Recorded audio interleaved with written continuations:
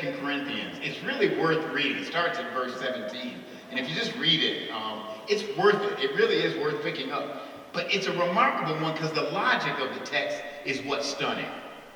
It begins, and I was using the New Revised Standard Version, but it begins, the love of Christ urges us on.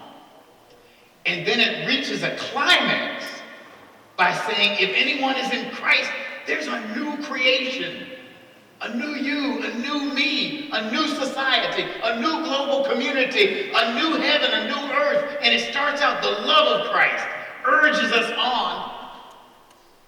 But urges us on is kind of lame.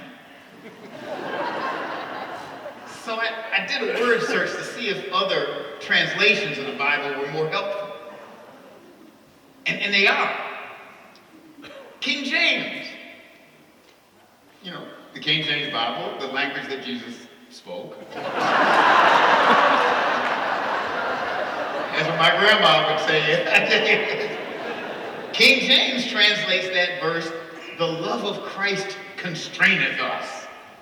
I kind of see Houdini tied up and, you know, but I know, you know, it means constrains us. It means it's got us bound up and we got to do what it tells us to do.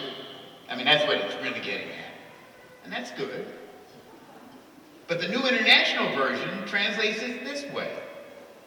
Christ's love compels us. That's getting closer. I think that's getting closer. And the old Revised Standard Version that Bishop Plusmeyer and I and some of Phil Weir, I see some other folk in here who are like my age. That's what we cut our teeth on in the 1970s. The Revised Standard Version, not the New Revised, the Revised Standard Version says the love of Christ controls us. Oh, this is getting good. And then my favorite, the Good News translation, says it this way. We are ruled by the love of Christ. I like that one. I mean, constraineth is nice. Urging is nice. Controlling is good, but that kind of feels a little, but rules us? Oh, when the love of Christ rules us, something different is going to happen. Something different. Ever been to preach? There's a Chloe in that congregation who knows everybody's business and is a good evangelist and ready to share everybody's business. Oh, there's a Chloe in your church. Am I right, this folks? There's a Chloe in every Episcopal church. And there was a Chloe in Corinth in the first century. And he says, it has been reported to me by Chloe's people. And not only is it Chloe, but it's like she's a mafia don. She's got people, right? It's been reported to me by Chloe's people that you were dividing yourselves into factions. And he says, some of you say, I was baptized by Apollos.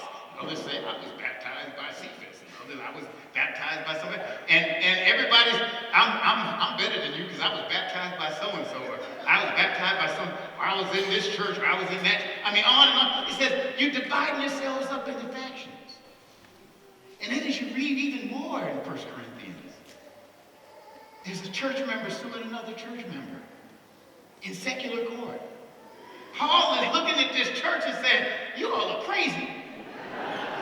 And he's trying to find a solution for this church. How are we going to stop these jangling discords of dissymphony and disharmony? And finally, in chapter 13, he says, though I speak with the tongues of men and of angels and have not love, I am a noisy gong, a clanging cymbal. Now faith, hope, and love abide, these three. But the greatest of these is love. It is love, the unselfish way, that can bring together our greatest divisions.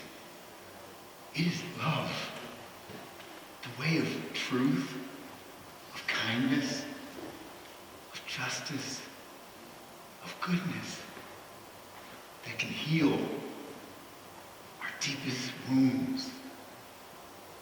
It is love that will help this nation reknit. It is love that will help this world reknit. It is love